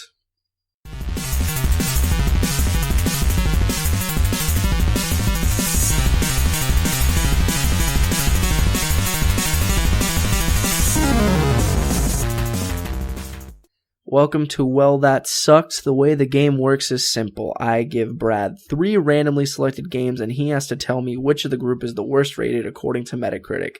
I can give him no help besides a brief description of the game if he asks, Brad, are you ready? I heard he's kind of not a nice guy. Who? Howie Mandel? Allegedly. That came up out of nowhere. Why is he not a nice guy? I don't know. He's an agoraphobe. I've heard that. Right? No, germaphobe. I could be completely making this up, but I could have swore somewhere I heard that. No, I don't think he's like Dave Coulier. Do you know Dave Coulier from Full House? I'm jealous of his name though, Coulier. Have you seen Full House before? Yeah, randomly. Well, you know Uncle Joey or whatever? Yes. That's Dave Coulier? Yeah, it's Dave Coulier. And apparently he's the biggest a-hole in the world to everybody. Yeah. Like, he went to like something with like a restaurant where he went there and like they brought him the bill and he's like, do you not know who I am? I'm Dave Coulier. I am Dave Coulier. Yeah, you were on a show in the 90s. You're not that cool. I heard the same thing about Alton Brown. This one's not really allegedly. It's kind of confirmed that he's not a nice guy. Who's Alton Brown? You know who Alton Brown is? The guy who Good Eats, the food show? Oh, yeah, Good Eats. Yeah, he does Iron Chef America too. Yeah, okay, yeah. I heard he's not a nice guy. Yeah? Yeah, I heard he's kind of pretentious. You know what's weird? Guess who is actually a nice guy? Who? Gordon Ramsay. Yeah, I've heard that. He's actually a really nice guy. Yeah. Also, you watch the kid show that he does? Yeah, he teaches he's them? super nice to them. Yeah. Like, I was like, I would love if you would just go off on them. Like my favorite gif of him is just, what are you? I'm an idiot sandwich. Like, I wish you would just do that to a little kid. Also, another person, super nice, Guy Fieri. Yeah. Not surprising at all, though. No. Because of his weird highlights. He seems like the kind of guy you invite to, like, every other party. Because every party would be too much. You get kind of sick of him. So you bring him around, like, once every month or like, so. maybe there's, like, a party where you're like, this one maybe won't be as good. Yeah. But you know what? I can always guarantee to be a good time if Guy comes. Yeah. Anyway, are you ready to play? Well, that sucked. Why not? Let's do it. Round 1. See if you can figure out... Round 1. Oh, thank you. I like that. See if you can figure out the theme. Rock Band 1. Guitar Hero 1. Difficult theme here. Karaoke Revolution 1. See, I tried to come up with 3 big music franchises, but I couldn't think of a third one, so I picked Karaoke. You could have picked, what's the dancing one? I should have picked Dance Central. Yeah, that one. Or Just Dance, or any of the dancing games. DDR. I'm gonna leave now, excuse me. Okay, so it was Rock Band 1, Guitar Hero 1, and... The first Karaoke Revolution. Karaoke Revolution. Why did you get all racist on that? You're like, Karaoke Revolution. Revolution. I gotta roll my R's. Have you, No, you probably haven't been to it yet. There's a place in Taunton, the Taunton Mall. I don't go to Taunton all that often. Well, if you've ever been there, there's a new place there that's literally like Dave & Buster's, but so much better. But they have like games like from Japan and stuff, and they have bowling and karaoke rooms. I'll have to check that out. And ping pong and pool. It's awesome. Checking that out. Yeah. They have that new Star Wars Battle Pod game, and it's awesome. They like blow wind in your face, which doesn't make any sense because you're inside of an X-Wing, so why would wind be hitting your face? I like to think that, that some guy's job is to walk over to that machine and just go... Yeah, right. It's like... You're like, oh god, why does that air smell terrible? That's weird. Space smells bad. Like garlic. Space smells bad.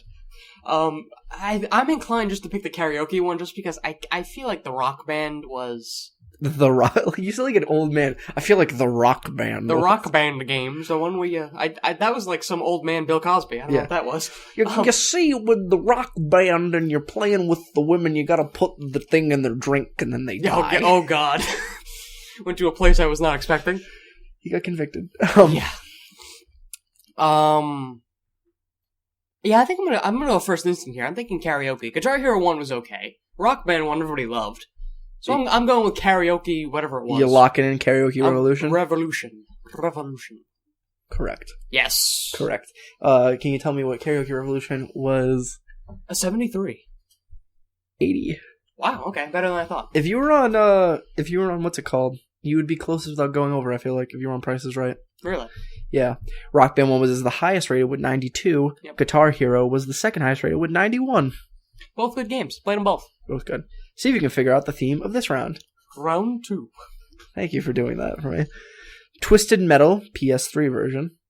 Okay. Ninja Gaiden, Xbox version. Nice. I love that game. Mortal Kombat, 2011. Oh, okay. If you can't guess the theme, it's reboots. Ninja Gaiden was one of my favorite games of all time, so if this one is the lowest rating, I'm going to be really sad. So out of just spite, I'm not picking that one. Right. So that leaves... What was the first one? Twisted Metal on the PS3. Twisted Metal and then Mortal Kombat 2011. I feel like... I never played Twisted Metal. It's a good game. It's not bad. I feel like we're going to get hate mail over Mortal Kombat, because they'll be like, it's not a reboot, it's the 9th game in the series. Then call it Mortal Kombat 9. Don't call it Mortal Kombat. Or let's make it the 11th game in the series. So at least Mortal Kombat 11, then it could be the 2011 version, or it could be the 11th game in the series. You don't know. Well, it was 9, and then MKX actually has like a Roman numeral 10, so... Yeah. Even though they always call it MKX. I don't get it. Whatever. This is why I'm not a fighting game fan. This is why. Yeah. You and your scantily clothed people jumping around in games I don't understand. Your Budokai Tenkaichi 7, Raging Blast 2. None of these shenanigans. I can't think of a Mortal... There's no way that game did bad, right? Mortal Kombat probably did alright. You're giving me the funny eyebrows here. See, it could be Mortal Kombat. Could be Twisted Metal. Could even be Ninja Gaiden. Who knows? If it's Ninja Gaiden, I'm accepting that Ninja Gaiden is the highest rated. I don't care. That's highest rated in my opinion. See, I've never played Twisted Metal, so I don't know. I don't know anything about it. You don't know what Twisted Metal is at all? No, I've never heard of it. Really? No. You know Sweet Tooth the Clown? What? The murdering clown with the ice cream truck? No. When I think of Murdering Clown, I think of the Stephen King novel. What's it called? It. Pennywise. You've never. It's a PlayStation game. You've never. All right. Give me a second. I'm gonna bring up Sweet Tooth. You've seen Sweet Tooth before? Probably not. There's no way that you. I'm going with Twisted Metal, by the way, is my answer. You're correct, but okay, great. There's no way you've never seen Sweet Tooth before. There's just absolutely zero. No idea what you're talking about. Sweet Tooth? That's not a very... This guy. You've never seen this guy? No. What? I have no idea. That's horrifying. Yeah, he was in PlayStation All-Stars.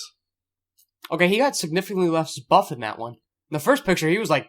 I don't know which one that's from. I don't know, but in the first one, he was all jacked up. He looked like he was about to rip my head off. In the second one, he looks like your slightly drunk, chubby uncle.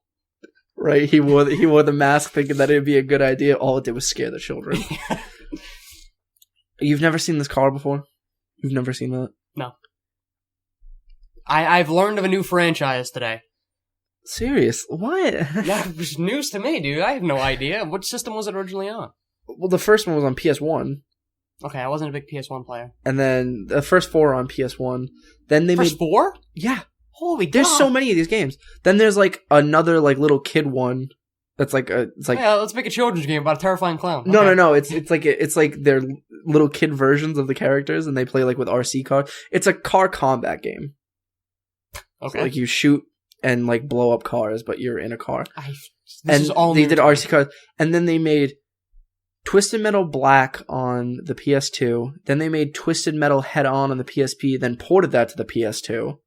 Then they made Twisted Metal for PS3, and that's all of them. There's like 7 games. Alright, so based on the fact there's 7 games, I'm guessing this one was pretty highly rated. No, you already locked in your thing. Oh, that's right. I have to guess the rating. Yeah. You win anyway, but guess it.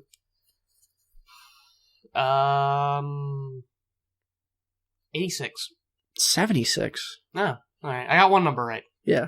I got a third of a point. The highest rated was Ninja Gaiden? Mortal Kombat with 86. Ninja Gaiden had an 81. I love that game.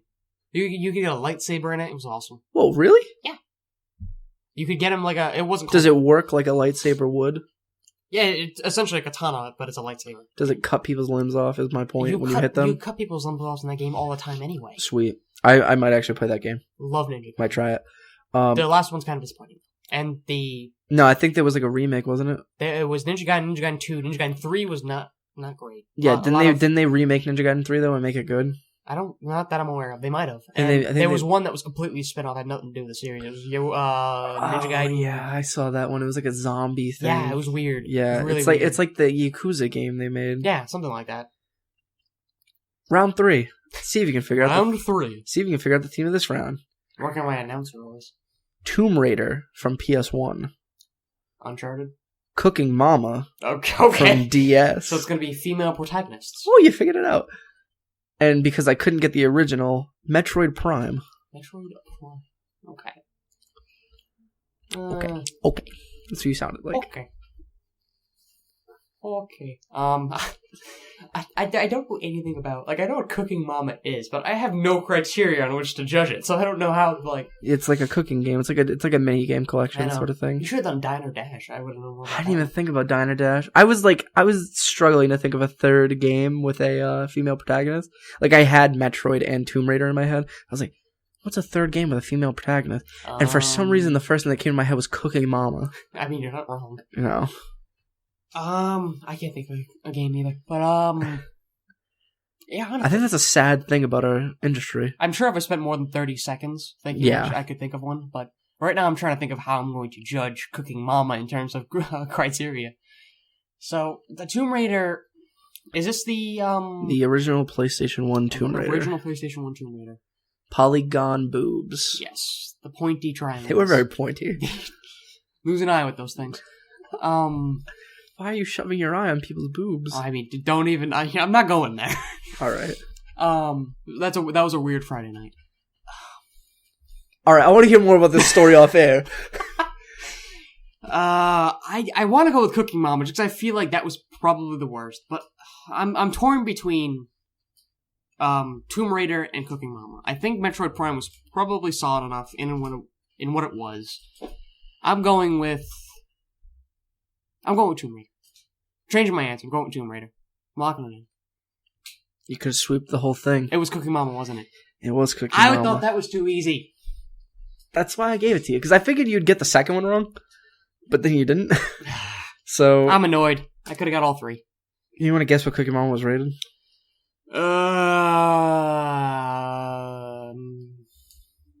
79. 67. Okay, so it wasn't even remotely good. No. I like Cooking Mama. It's passing. I have Cooking Mama for the Wii, and I like it a lot. I thought that was a mobile-only title. No, it's DS. Oh, Jesus. DS and Wii. And then they made like spin-offs like Gardening Mama and then Babysitting Mama, where you got like a plushy baby that you put a Wii remote into. Ugh.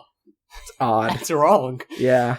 Not like in its butt or anything. Like, you don't do that. That's almost worse. You can put it through its head? No, you stick it in its back.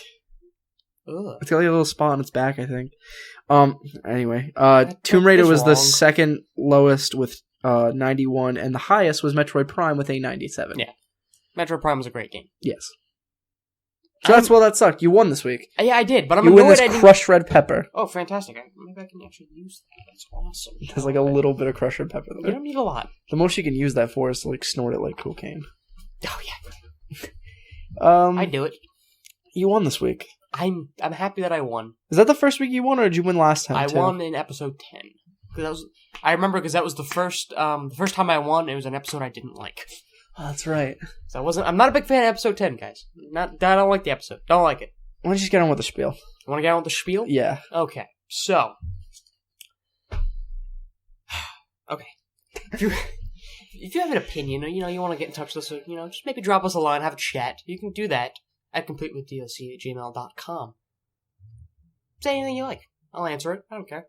I'm not judgmental. I'll probably be the one reading the email, so if you want to... Call us idiots if you want. I don't care. Yeah, I mean, I hear it enough as it is. If you want to talk to Jacob specifically, just direct the email to him, and I'll make sure he reads it. If you want to follow us on the social medias, we are on Twitter at CompleteWithDLC. I think that's all the social media we're on. We're not on Facebook. No, we're not. I'm thinking about making a Facebook page. We're debating a Facebook. Debating it. So nobody uses Facebook anyway, so what's the point? Yeah. CompleteWithDLC@gmail.com. We're on Twitter, we're on Twitch, we're on YouTube, and we're on SoundCloud. All of them are at CompleteWithDLC. We're a brand at this point. I mean, honestly. We're working on the trademark. I mean, I've already got a brand. I've got 2 brands now then, I guess. Yeah, great. So, Jacob, now that they know where they can talk to the show, where can they talk to you? They can find me on any social media at itsjgriff. I'm thinking about making a website. Really? itsjgriff.com. So you have all the platforms covered? Yeah, I might as well. I'm thinking about making a YouTube channel too. Go for it. I'm going to have everything. Fun stuff. I'm going to make a vlog about high school. I don't know why.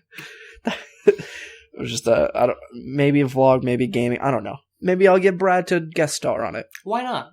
If it's another reason to talk into this microphone, I'm looking for any excuse. If it's another reason for me and Brad to spend time together. Brad, where can they find you? Jesus. If you want to get in touch with me, you can do that on Twitter. I'm at Kalgne, Kalgne. And I'm also on Twitch. I'm doing a couple streams here and there, nothing too big. Usually I only stream when some of my duo partners can't duo. So they're like, hey, just stream the game, because there's no spectate system in Heroes of the Storm. So I kind of have to stream. Right. So you want to tune into a stream, go for it. I don't have 2 monitors right now, so I can't be terribly interactive with the chat, which makes me sad.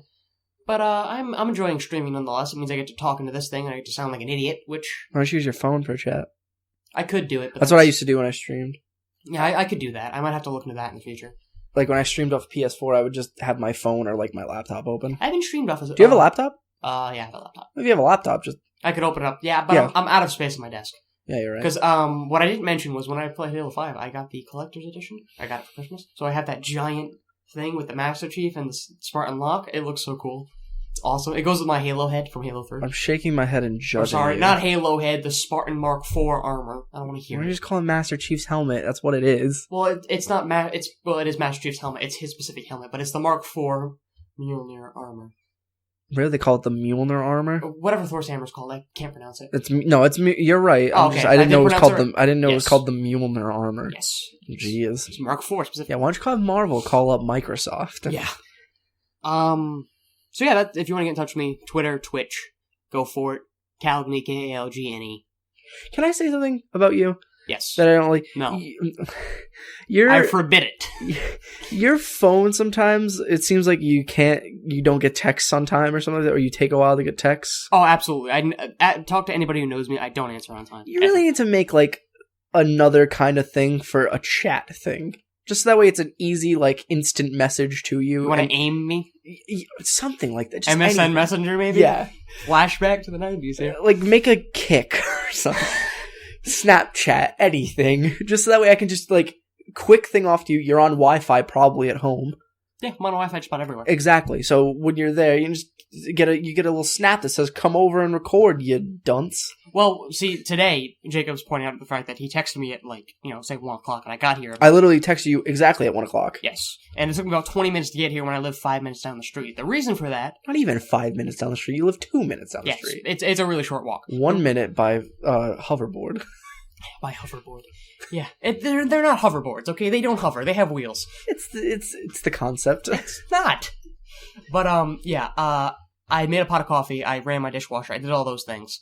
And then I was walking here, got halfway here, realized I don't have my coffee. And I've never shown up to a recording without a coffee. And I'm not about to break that tradition. So... Have you really not? No, I've shown up to every recording with a coffee. So I turned around when I was literally about 40 seconds away from your house. Jacob's getting a lot of texts and calls. Everyone's like in love with me today. My mom's calling me. Alright, so that was the spiel. You can get in touch with me at Kalgne, Kalgne. You can get in touch with Jacob at itsjgriff on literally just about any social media, especially MySpace. He loves the MySpace pages. Oh, baby. If you want to get in touch with the show, you can do that at completewithdoc@gmail.com. We're on iTunes and we're on Stitcher. And I'd like to give a shout out to a couple of our reviewers here. Second Class Cinema, HSLSH, and Y2Ace316, which is really close to my name on Xbox. Mine is 315. 316, I wonder if he's a Stone Cold Steve Austin fan. Yes. That's exactly what that is. Please email and let us know if you are, in fact, a Stone Cold fan. What?